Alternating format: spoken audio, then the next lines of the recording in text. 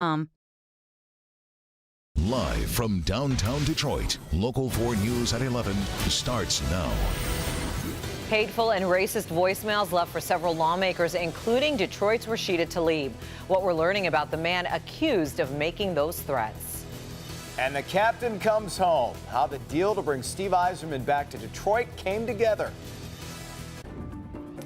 We begin, though, here at 11 with more showers moving into Metro Detroit for the holiday weekend. Yeah, Andrew's in for Ben tonight. And Andrew, how are things looking over the next 48 hours? Well, it continues to get wetter, at least in the short term, and right on time, the rain has arrived. We talked about this at 6 p.m. We've got light rain here in Detroit throughout virtually all of Wayne County, stretching into southern Oakland County, including Royal Oak, parts of Macomb County as well. Not too heavy, but you always want to be careful on those wet roadways, and some places become waterlogged over the next 24 hours. So this heavier rain that moves in, once it arrives, we could see ponding on roadways as early as Saturday. But guess what? By Sunday, it does get drier. First, that area of low pressure, it's going to move closer to us, and more of that moisture arrives later on tonight and by the time we wake up on Saturday morning. So if it's a late night for you or an early start on Saturday, be careful on those roads. And winds shifting and coming out of the north and northeast. That means lakeshore flood advisories once again along the lakeshore of both Lake Huron and Lake Erie. Out there right now, it's still 40 degrees, right around where it was at 6 p.m., but it feels colder with that wind. More on the full weekend forecast and 7-day forecast in minutes. Thank you, Andrew. A Florida man accused of threatening 3 members of Congress, including Rashida Tlaib, has now been arrested by the feds. Our Mara McDonald is live downtown tonight. Mara, Congresswoman Tlaib was in town tonight for an event. Was there any extra security? Jace, there sure was. It was plain clothes and it was subtle, but still here nonetheless. Tlaib was in town making the opening remarks at a convention for the Green New Deal here at the Bonstell. The first-term Congresswoman has been one of the most outspoken members of the freshman class in Congress. She's made national headlines for being one of the first Muslims in Congress, but also making waves when this clip, because we're going to go in there, we're going to impeach them. On her first day in office, went viral. Tlaib's office has had its share of nasty phone calls, but the feds say what a 49-year-old Florida man did crossed the line, calling not only Tlaib but 2 other Democrats, Congressman Eric Swalwell and Senator Cory Booker. Before Tlaib hit the stage tonight, she told us, I actually feel safer here with my people than anywhere. For so much hate rhetoric and so much people assuming violence because of my faith or because of the issues I stand for. It just makes me want to work harder. The voicemails to all 3 were filled with obscenities, religious and racial slurs, as well as death threats. I grew up around people that said, nope, no one buries you, no one makes you quieter or tries to make you feel less than. You speak louder, shout if you need to, but you fight back. And the way I fight back is I outwork the hate. Back here live, that Florida man, 49-year-old John Kless, has been arrested and arraigned by the feds. He remains in custody, charged with communicating a threat. We're live in Midtown tonight. I'm Mara McDonald, Local 4. All right, Mara. It's very rare for all fans to agree with front office decisions, but bringing Steve Yzerman back home has been a unanimous hit with Hockeytown. Our Jamie Edmonds talked one-on-one with Stevie Y. And Jamie, we know a lot of things had to come together to bring the captain home. Yes, a lot of things, Sandra, Jason, had to happen first before Steve Yzerman walked out today as the Red Wings' new general manager. Of course, there was the foundation of friendship between Yzerman and Ken Holland. Then Stevie Y needed to leave his current job as GM at Tampa Bay, and that happened last year. What was weighing on me was I felt like it was getting harder to do the job the way it needs to be done. And to also spend the time I needed with Lisa and the girls. We saw in media reports he wanted to be back with his family in Detroit. Ken and I, we get together on a regular basis, and at our next meeting, we certainly talked about that. It's a real exciting day for me to see Steve Yzerman come back where he belongs. It's almost as if this was meant to be. Number 19 officially coming home on the 19th of April in 2019. Though Stevie Y says he didn't even realize that until his daughters told him this morning. The reason we're having the press conference today is because we got work to do. It really didn't have anything to do with the date or anything like that, but I guess to me it's ironic, and maybe hopefully it brings us some good luck. Yzerman says he wishes the Lightning all the best, but this is his team now, and he wants to bring the Red Wings back to a Stanley Cup contender. But he cautions fans this will be a process. We're very appreciative of your support. We're going to ask for your patience, and we're going to do things the right way. All right, he said to fans, give me some time. Let me get this team back to where it's expected to be. He gave no timelines, but he said he will bring them back. You just got to give him some time. What's very impressive about this is how people look at it. He really did graduate from being a player to a front office guy and really built that whole system in Tampa Bay, and not just recruiting players, but man, he calls, and they were impressed that Steve Yzerman called, and they wanted to go play for him. Yeah, and Darren McCarty made that point. For the young guys, you don't have to get to know Steve Yzerman. When he calls, oh, yeah, I'll be there. Yeah. You know, something like that. All right. Thank you, Jamie. Sure. Our coverage of Yzerman's return here continues on clickondetroit.com, where you can watch Stevie Y's entire news conference. You can find it right there at the top of the homepage. An elderly woman is robbed and held at knife point inside her home in Harper Woods. It happened just before 3:30 this afternoon on Old Homestead Drive right near Kelly Road.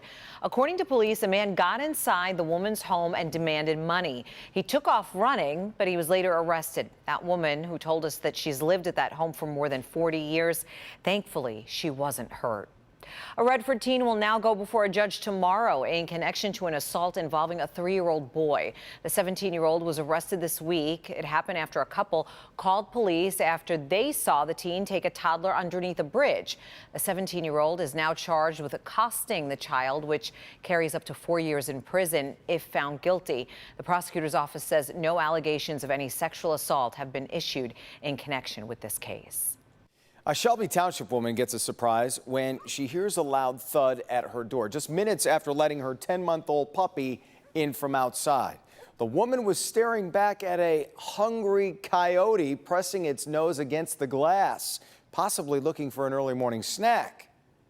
We thought it was a bird or a goose or something hitting that doorbell, and he looked and he goes, "No, that's a coyote."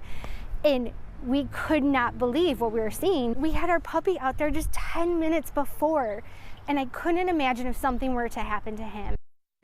Allison alerted neighbors in her dog-friendly neighborhood to keep an eye out for the coyote and keep an eye on their pets. The DNR has also been made aware of that coyote. It's been an eyesore for more than a decade, but tonight we're learning of plans to breathe new life into the Old Shores Theater in St. Clair Shores. Jermont Terry joins us now with the new development plan. Jermont?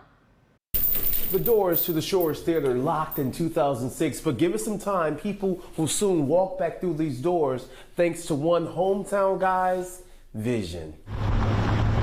Royal Brian Ford used to say, get on the right track at 9 Mile a Mac. The Old Shores Theater is now on track to come back. Yeah, a lot of memories here. After sitting idle for more than a decade, David Harton plans to revive his childhood memories and bring new ones for everyone in town. I've always been able to look at something and see a final product. While you may see a rundown movie theater with dusty seats and a busted screen, David envisions a vibrant future while embracing the past. I think we can make this work. He projects to spend around $500,000 in renovations. The plans entails taking the two theaters and dividing one side as a restaurant and the other side as an entertainment venue. It'll be for live music acts, possibly comedy during the week. Sure, there's a lot of work to get done, but David's convinced this old spot will transform into the happening place it used to be and then some, and it will keep his hometown thriving. It's bringing back something that's been closed for 13 years, bring it back to life. And again, I grew up here. I see the vision. I know where we can go and what we can do with it. Now, David is hoping that with all of the renovations, they can keep the signature marquee out front, but that's still to be determined. One thing we know, it's going to take at least 18 months to 2 years to get all these plans up and running, but when it's all said and done, it will truly transform and change 9 Mile and Mac. Reporting live in St. Clair Shores, Jermont Terry, Local 4. All right, thank you, Jermont. Tonight, we're hearing from a rabbi in Metro Detroit who was among the 41 people to get measles from an infected visitor. He only received one of 2 shots, and he's now urging everyone to get fully vaccinated. Communities must come together to ensure our safety.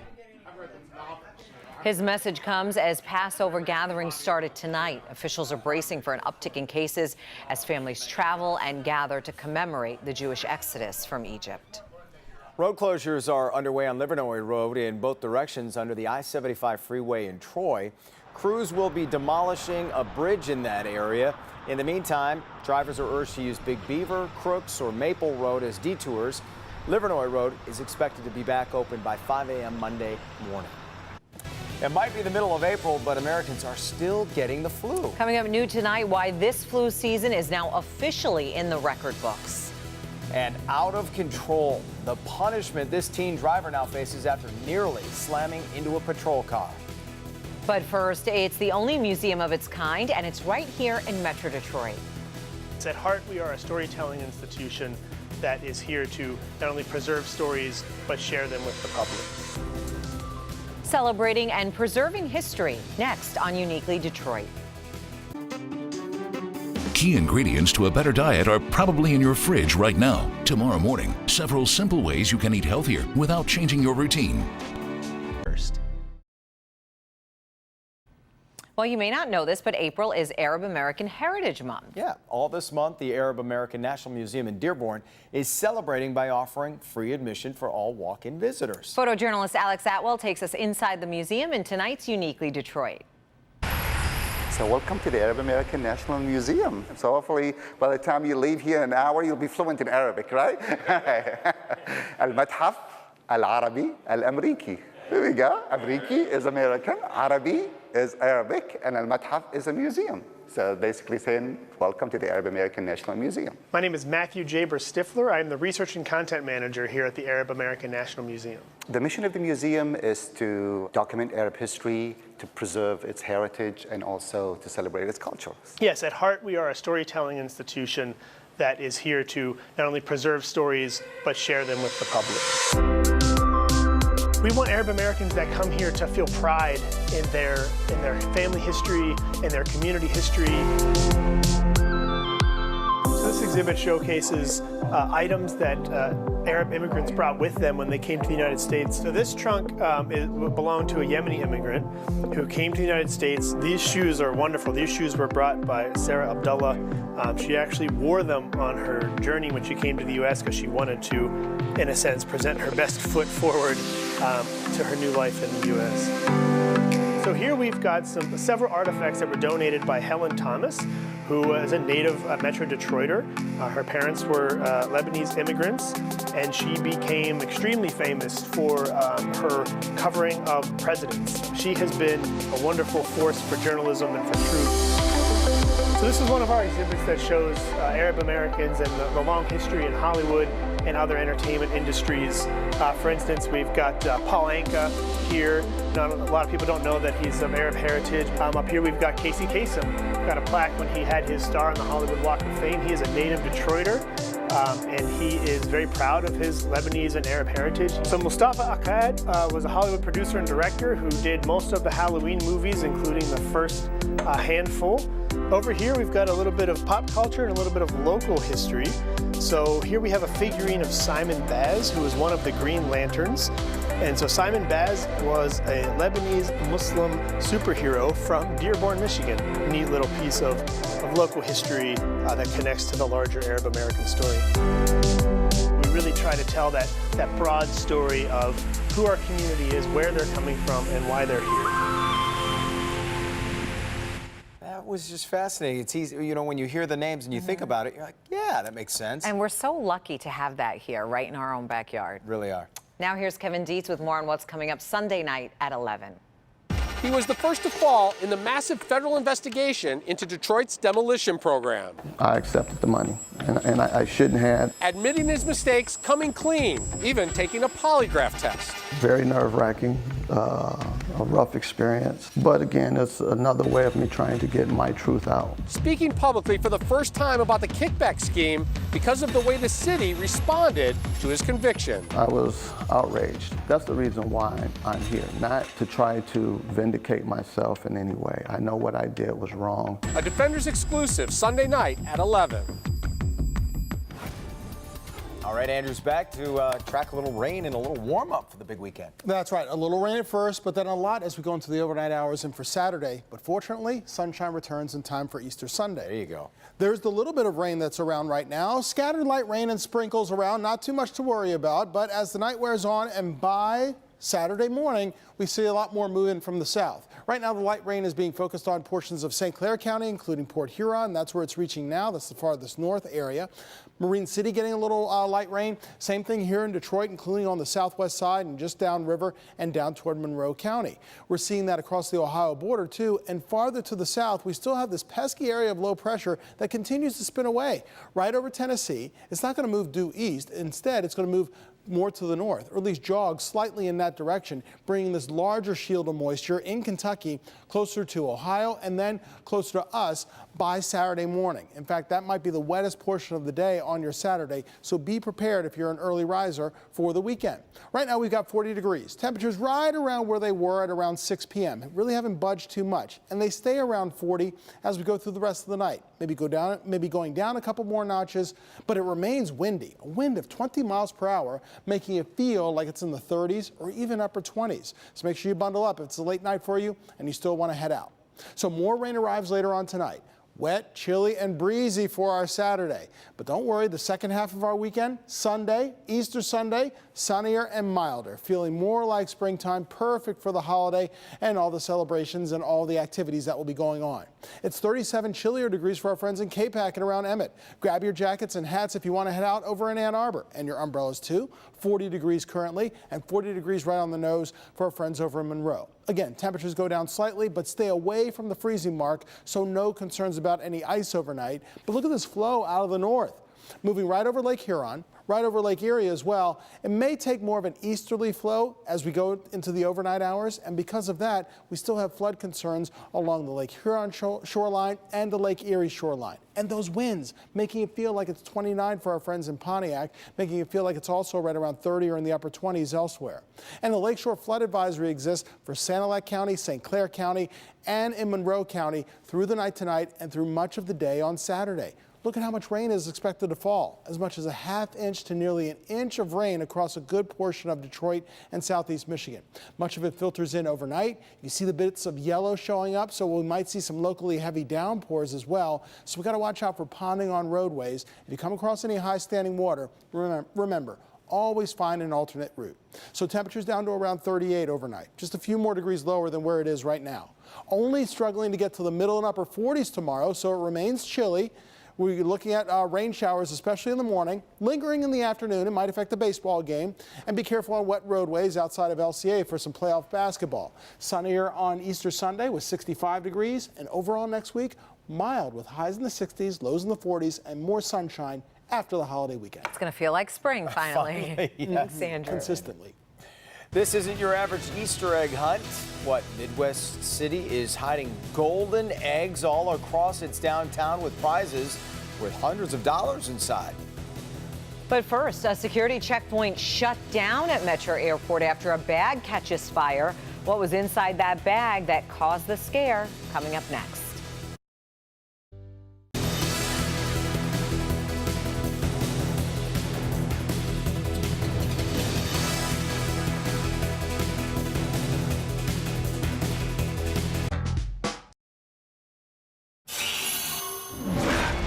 A fire caused a scare and long wait times at Metro Airport this afternoon. The airport says a bag with lithium batteries caught fire at the security checkpoint in the North Terminal. It was around 3 o'clock.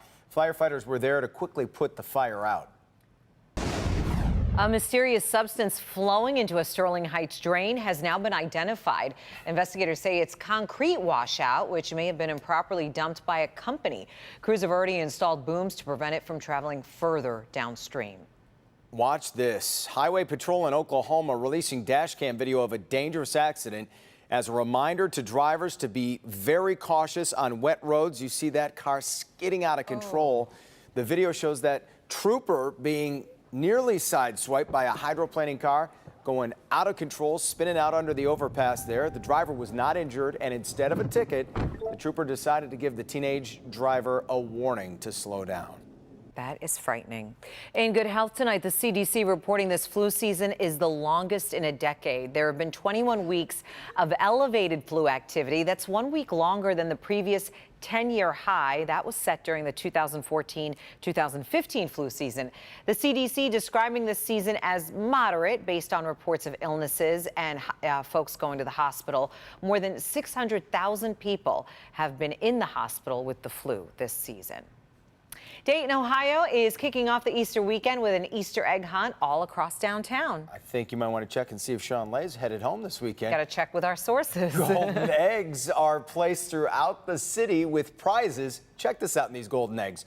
From gift cards to a brand new car in these golden eggs. Also, a trip to Disney World. There are 500 prizes total as organizers of the event are teaming up with a local food bank to provide meals to children in need. We need to get to Dayton, Ohio. I need a trip to Disney World. Catch the flyer. They'll be hunting for those things. Seriously.